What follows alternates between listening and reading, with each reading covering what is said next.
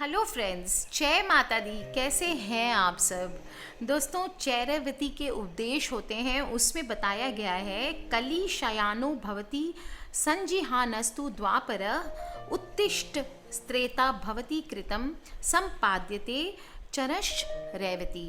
इसका मतलब होता है शयन की अवस्था कलयुग के समान है, जग कर सचेत होना द्वापर युग के समान है, उठकर खड़े होना त्रेता युग के समान है, और उद्यम में संलग्न रहना यानी कार्यशील रहना सतयुग के समान है। अतः चलते रहो। दोस्तों, 4 युगों में हमारे जो भी पृथ्वी के जीवन को बांटा गया है, और जब जब धर्म की हानि होती है ईश्वर अवतार लेकर अधर्म का अंत करते हैं।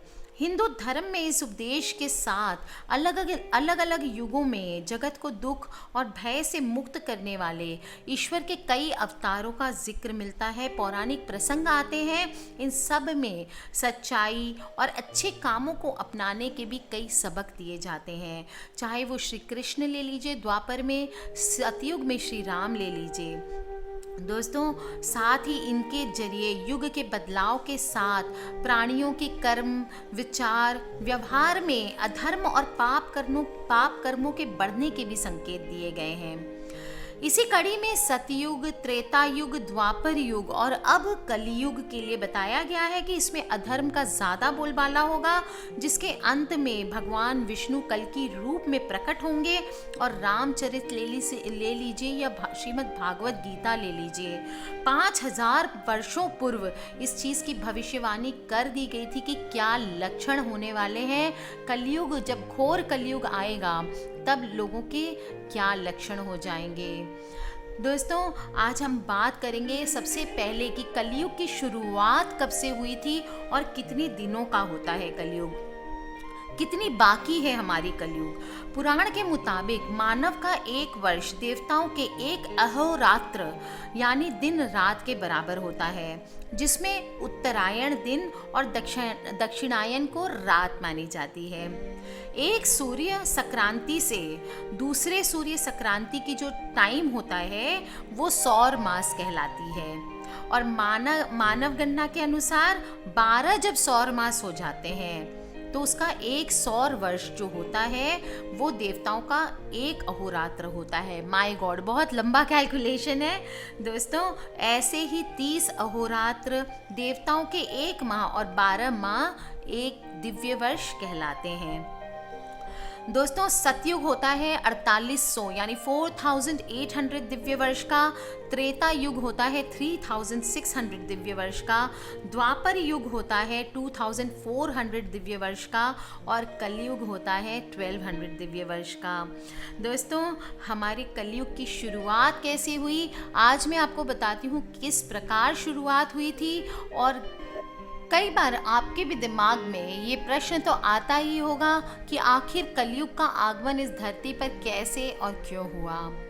कलयुग के प्रभाव के कारण ही हम मनुष्य आपस में लड़ रहे हैं और हर जगह बुराई व्याप्त हो गई है।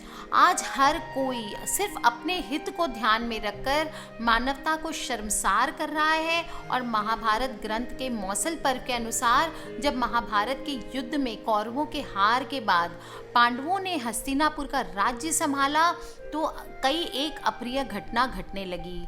महाभारत के युद्ध के बाद कृष्ण तो द्वारिका चले गए, लेकिन जो यादव थे राजकुमार वो धर्म का मार्ग छोड़ करके अधर्म के मार्ग में लीन हो गए। मांस, मदिरा, सभी गंदी चीज़ों का सेवन करने लगे और अंत ये हुआ कि सारे यादव आपस में ही लड़कर मर गए, जिसमें कृष्ण के भी सभी पुत्र थे, उसमें सांब भी थे।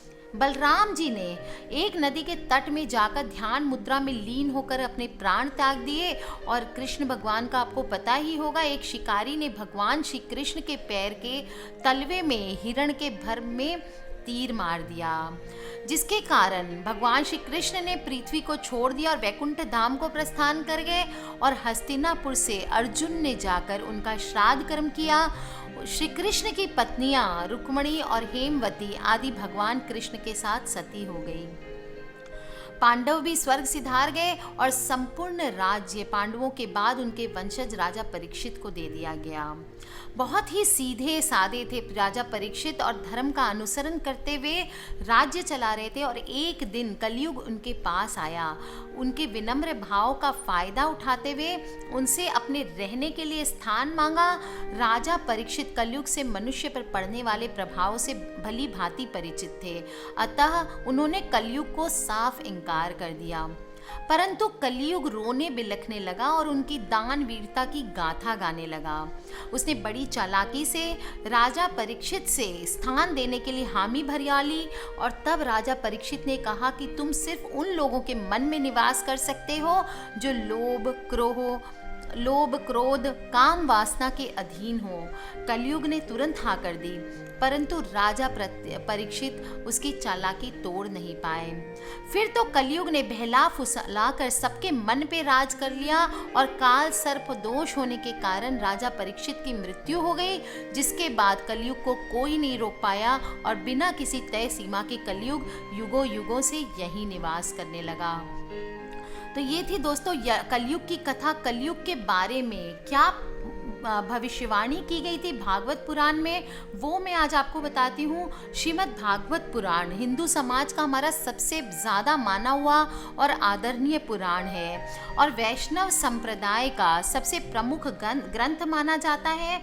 इस ग्रंथ में वेद, उपनिषद तथा दर्शन शास्त्र के गूढ़ और रहस्यमयी विषय को अत्यंत सरलता के साथ निरूपित किया गया है। इसे भारतीय धर्म में संस्कृति का विश्वकोश कहना बहुत अच्छा सही होगा और सैकड़ों वर्षों से ये पुराण हमारे हिंदू समाज की धार्मिक, सामाजिक और लौकिक मर्यादाओं की स्थापना में सबसे महत्वपूर्ण भूमिका अदा करता आ रहा है। दोस्तों, आपको ये जानकर आश्चर्य होगा कि क्या क्या घटित होगा कलयुग में। ये सारी भविष्यवाणी भागवत पुराण में बहुत पहले कर दी गई थी। आइए आज मैं आपको बताती हूँ कौन सी 10 ऐसी भविष्यवाणियाँ हैं जो आज से 5000 वर्ष पूर्व भागवत पुराण में बता दी गई थी, लेकिन हम आज भी इससे अनभिज्ञ है और ये हमारे जीवन में घटती जा रही है। सबसे पहली बात, भागवत पुराण के अनुसार कलयुग में विवाह बस एक समझौता बनकर रह जाएगा दो लोगों के बीच। इस युग में पुरुष और स्त्री साथ साथ रहेंगे और व्यापार में सफलता छल पर निर्भर रहेगी। शारीरिक इच्छाओं की पूर्ति के लिए ही महिला पुरुष सिर्फ एक दूसरे के साथ रहेंगे। पुरुषत्व का अर्थ सिर्फ पुरुष की संभोग शक्ति से जोड़कर ही देखा जाएगा। महिलाएं बेहद कड़वा बोलने लगेंगी और उनके चरित्र में नकारात्मकता घर कर चुकी होगी। उनके ऊपर ना तो पिता का ना ही पति का कोई भी जोर होगा और ये लक्षण होंगे सबसे पहले कलयुग के। श्रीमद् भागवत पुराण में किए गए कलयुग के वर्णन में कहा गया है कि इस युग में जिस व्यक्ति के पास धन होगा वो सबसे ज़्यादा विद्वान कहलाएगा और अगर किसी के पास धन नहीं होगा तो वो अधर्मी, अपवित्र और बेकार माना जाएगा। जिस व्यक्ति के पास जितना धन होगा वो उतना गुणी कहलाएगा और कानून, न्याय केवल एक शक्ति के आधार पर लागू किया जाएगा। व्यक्ति के अच्छे कुल की पहचान भी सिर्फ धन के आधार पर होने लगेगी। धन के लिए वो अपने रिश्तेदारों और दोस्तों का रक्त बहाने में भी हिचक नहीं महसूस करेंगे। दोस्तों, पृथ्वी भ्रष्ट लोगों से भर जाएगी और लोग सत्ता हासिल करने के लिए एक दूसरे को मारना शुरू कर देंगे। इन्हीं भ्रष्ट लोगों में से जो सबसे अधिक ताकतवर होगा वो ही सत्ता को हथिया लेगा। जो व्यक्ति बहुत चालाक होगा, स्वार्थी होगा, वो इस युग में बहुत विद्वान माना जाएगा। मनुष्य की सुंदरता उसके बालों से होगी और सिर्फ पेट भरना मनुष्य का लक्ष्य हो जाएगा। भागवत पुराण के अनुसार कलयुग की समाप्ति से पहले लोग सिर्फ और सिर्फ मछली खाकर और बकरी का दूध पीकर ही जीवन को व्यतीत करेंगे, क्योंकि धरती पर एक भी गाय नहीं बचेगी। जैसे जैसे कलयुग अपना प्रभाव दिखाने लगेगा, मनुष्य की आयु भी घट के कम होती चली जाएगी। अधिक से अधिक ऐसा माना जाता है सिर्फ 50 वर्ष तक ही जीवित रह पाएंगे। भविष्य में एक सामान्य व्यक्ति की आयु 16 वर्ष की यानी 16 वर्ष की होगी और 7 से 8 वर्ष की लड़कियां, सिर्फ छोटी छोटी बच्चियां गर्भ धारण करने लगेगी।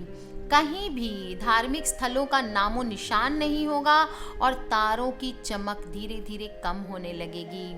ऐसे में माना जाता है भगवान विष्णु के अंतिम अवतार कल्कि का जन्म होगा और जब कलयुग अपने पूर्ण अस्तित्व में आ जाएगा तो इसका प्रभाव मौसम पर भी पड़ने लगेगा। सभी जगह अकाल पड़ जाएंगे और लोग अपनी भूख शांत करने के लिए मिट्टी, पत्ते, जड़, जानवर, घास आदि खाने को मजबूर हो जाएंगे। वो इतने हिंसक हो जाएंगे कि अंत में अपने परिवार वालों को भी मार मार के खाने लगेंगे और ठंड, हवा, गर्मी, वर्षा ये सभी चीज़ें बुरी तरह परेशान करने लगेगी। महाभारत में कलयुग के अंत में प्रलय होने का जिक्र किया गया है, लेकिन ये किसी जल प्रलय से नहीं होगा बल्कि लगातार बढ़ रहे गर्मी के प्रकोप के कारण होगा। महाभारत के वन पर्व में यह उल्लेख मिलता है कि सूर्य का प्रकाश इतना प्रचंड होगा कि सातों समुद्र और सातों नदियां सूख जाएगी। संवर्तक नाम की अग्नि धरती को पाताल तक भस्म कर देगी। पूरी तरह वर्षा बंद हो जाएगी तथा सब कुछ जल जाएगा। इसके बाद लगातार 12 वर्षों तक बारिश होगी जिससे सारी धरती जलमग्न हो जाएगी। कलयुग में धर्म, सत्यवादिता, स्वच्छता, सहिष्णुता, दया, जीवन की अवधि, शारीरिक शक्ति और स्मृति सब कुछ दिन पर दिन घटते चले जाएंगे। लोग बस स्नान करके ये सोचेंगे कि हमने अपनी अंतरात्मा को भी साफ सुथरा कर लिया है और धरती पर रहने वाला कोई व्यक्ति किसी भी तरह से वैदिक और धार्मिक कार्यों में रुचि नहीं लेगा। एक स्वच्छंद जीवन व्यतीत करेगा मनुष्य और कलयुग में वे लोग सिर्फ एक धागा जिसको जनेऊ माना जाता है पहनकर अपने आप को ब्राह्मण होने का दावा करेंगे। अपनी तुच्छ बुद्धि को ही शाश्वत समझकर कुछ मूर्ख लोग ईश्वर की तथा धर्म ग्रंथों की प्रामाणिकता मांगने का दुस्साहस करेंगे। इसका अर्थ ये हो जाएगा कि पाप चारों तरह से बुरी तरह जोर मारने लगा है। ज्यों ज्यों घोर कलयुग आता जाएगा त्यों त्यों सौराष्ट्र, अवंती, अधीर, शूर, अर्बुद और मालव देश के ब्राह्मणगण संस्कार शून्य हो जाएंगे तथा राजा लोग भी शूद्र तुल्य हो जाएंगे। शूद्र का मतलब उस आचरण से है जो वेद विरुद्ध है। मांस, मदिरा, संभोग आदि प्रवृत्ति में ही सदा रत रहने वाला राक्षस धर्मी को शूद्र माना जाता है। जो ब्रह्म को मानने वाले होते हैं वो ही ब्राह्मण कहलाता है और आज की जनता ब्रह्म को छोड़कर सभी को पूजने लगी है। जब सभी वेदों को छोड़कर संस्कार शून्य हो जाएंगे, गंगा और अनेक पवित्र तीर्थ वापस अपने लोक को चले जाएंगे। तीर्थ स्थल जितने भी हैं सब विलुप्त हो जाएंगे और ऐसा माना जाता है कि कलयुग के समीप आने पर केदारनाथ, बद्रीनाथ, गंगा नदी सभी पवित्र तीर्थ विलुप्त होकर सिर्फ एक तीर्थ स्थल होगा जिसका नाम होगा भविष्य बद्री।